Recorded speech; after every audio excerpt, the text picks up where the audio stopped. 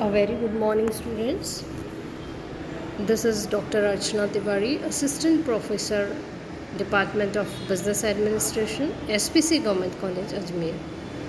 The topic we are going to discuss today is individual behavior, and this topic is related with your paper, human behavior, and which is a part of your group B of MCOM final. Now, firstly, we have to go with the meaning of individual behavior. Individual behavior refers to the way in which an individual reacts or behaves at his place of work. It can be defined as a combination of reactions to internal and external stimuli. Individual behavior defines how a person will respond under distinct condition and will express different emotions such as happiness, rudeness, love, anger, etc. It refers to some concrete action by an individual. Study of individual behavior reveals the behavior of human at the working environment. Behavior of an individual have a great influence on the performance of organization. Positive behavior will lead to enhance the productivity, whereas on another hand, negative behavior will cause damages and bring heavy losses to the company. यानी कि व्यक्तिगत व्यवहार किसे कहेंगे हम? जब भी कोई व्यक्ति या इंडिविजुअल पर्सन अपने वर्क प्लेस पर कैसा व्यवहार करता है, वह उसका व्यक्तिगत व्यवहार कहलाता है. इसी तरह से अगर हम एग्ज़ाम्पल लें तो एक व्यक्तिगत पर्सन कैसे अपने फीलिंग्स को एक्सप्रेस करता है, इमोशंस को एक्सप्रेस करता है, जैसे कि वो खुश हो सकता है, रूड हो सकता है या उसे गुस्सा आ जा सकता है, तो यह एक इंडिविजुअल बिहेवियर की श्रेणी में आ सकता है. और इसकी स्टडी यह भी बताती है कि वर्किंग एनवायरनमेंट का भी इंडिविजुअल बिहेवियर पर काफ़ी ज़्यादा प्रभाव पड़ता है. यदि व्यक्ति अपना बिहेवियर सकारात्मक रखता है तो हो सकता है कि उसकी संस्था की प्रोडक्टिविटी बहुत ज़्यादा बढ़ जाए, लेकिन इसके विपरीत यदि व्यक्ति का बिहेवियर नेगेटिव होता है या नकारात्मक सोच उसकी है तो उसका रिज़ल्ट ये निकलेगा कि उस कंपनी को डेफिनेटली काफ़ी लॉसेस का सामना करना पड़ सकता है. अब हम देखते हैं कि फैक्टर्स ऐसे कौन से हो सकते हैं कि जो कि व्यक्तिगत व्यवहार को प्रभावित करते हैं. Factors influencing individual behaviour. Various factors affecting the individual behaviour is classified into following categories. पहली हो सकती है पर्सनल फैक्टर्स हो सकते हैं, इन्वायरमेंटल फैक्टर्स हो सकते हैं, ऑर्गेनाइजेशनल फैक्टर्स हो सकते हैं. तो इन तीनों को हम एक एक करके देखते हैं. पर्सनल फैक्टर्स यानी कि व्यक्तिगत कारण ऐसे हो सकते हैं जिससे कि इंडिविजुअल बिहेवियर प्रभावित होता है. अब पर्सनल फैक्टर्स में दो तरह से ले सकते हैं हम. एक होता है बायोग्राफिक और दूसरा होता है लर्न कैरेक्टरिस्टिक्स. बायोग्राफिक फीचर्स ये कैरेक्टरिस्टिक्स जेनेटिक होते हैं नेचर में और इनहेरिटेंट इंडिविजुअल कर सकता है, जो कि उसके पेरेंट्स से उसके पास में आ सकते हैं या उसके फोर फादर्स के द्वारा उसमें ट्रांसफ़र हो सकते हैं. And these are gifted features that an individual possesses by birth. All of these biographic characteristics are listed below. कौन कौन से हो सकते हैं जो कि इनहेरिटेंस से उससे आ सकते हैं पेरेंट्स के द्वारा. पहला आ सकता है psychical characteristics. Personal characteristics relates to skin, complexion, vision, height, weight, size of nose, etc., which influence the performance of an individual. A person with good physical characteristics have an attractive personality. They dress well and behave gently in their organization. तो कहने का तात्पर्य है कि personal characteristics जो हैं वो biographic हो सकते हैं और बायोग्राफिक का भी पार्ट साइकिकल कैरेक्टरिस्टिक्स हो सकते हैं, जो कि skin, complexion, vision, height, weight, size of nose, size of eyes, ये सब अपने पेरेंट्स पर डिपेंड कर सकता है या फोर फादर्स पर डिपेंड कर सकता है. दूसरी चीज़ है age. Age is an individual inherent characteristics that is determined by date of birth. Young people are expected to be more efficient, energetic, risk-taking, innovative, and ambitious.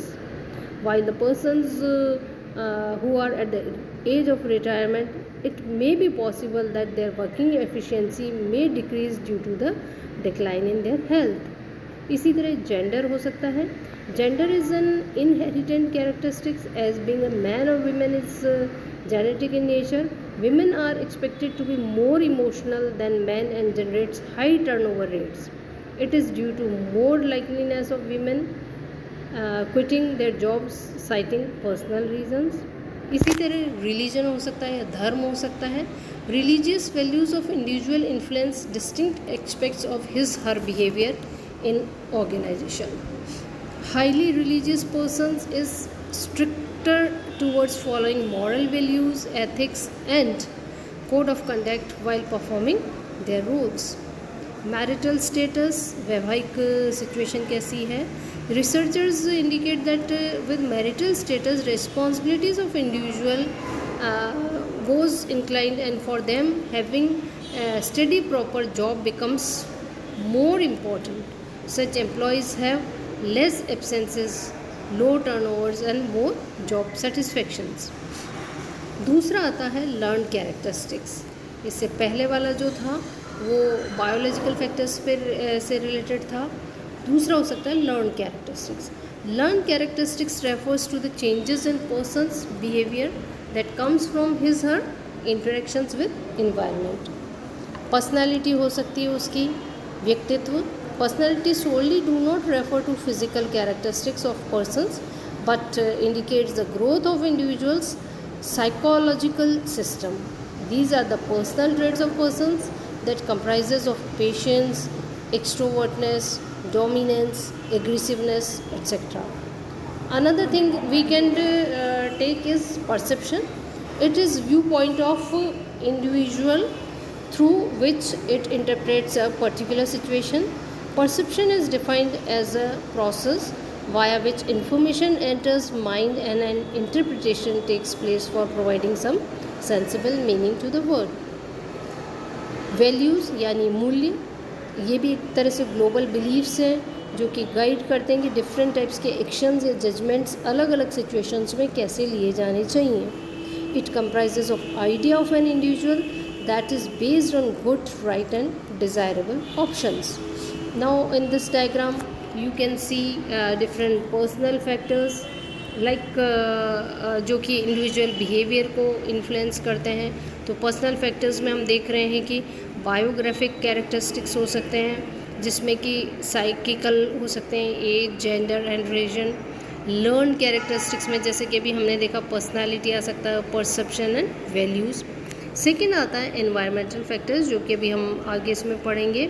इसमें एम्प्लॉयमेंट लेवल आ सकता है, वेजेस आ सकते हैं, देन जनरल इकोनॉमिक इन्वायरमेंट हो सकता है और political factors हो सकते हैं. और ऑर्गेनाइजेशनल फैक्टर्स में फिज़िकल फैसिलिटीज़ हो सकती है, स्ट्रक्चरल एंड डिज़ाइन हो सकता है और रिवॉर्ड सिस्टम हो सकता है किसी भी ऑर्गेनाइजेशन का. इंडिविजुअल बिहेवियर एम्प्लॉयमेंट लेवल पे डिपेंड करेगा. जो सेकंड फैक्टर्स हमने अभी देखे हैं उन सेकंड फैक्टर्स में एनवायरमेंटल फैक्टर्स इंक्लूडेड हैं. एनवायरमेंटल फैक्टर्स कैसे इंडिविजुअल बिहेवियर को इफ़ेक्ट करता है. एम्प्लॉयमेंट लेवल है, employment opportunities available within the country act as a major determinant of individual behaviour. In case of less employment opportunities the person will remain stick to same job level irrespective of how much satisfaction is attained. And if there are more employment opportunities available, then employees will shift to other jobs. Another factor is wages rate may also affect. Monetary compensation is a major factor that every employee considers before joining any organization. Therefore, a decision whether to stay in a particular company or shift anywhere else is taken on the basis of wages he or she is getting. Third point we can take is general economic environment. Economic cycle is a country greatly influence the behavior of individual in an organization. They are subject to retrenchment and layoffs. Job security and stable income are the most relevant factors of motivation for these type of employees.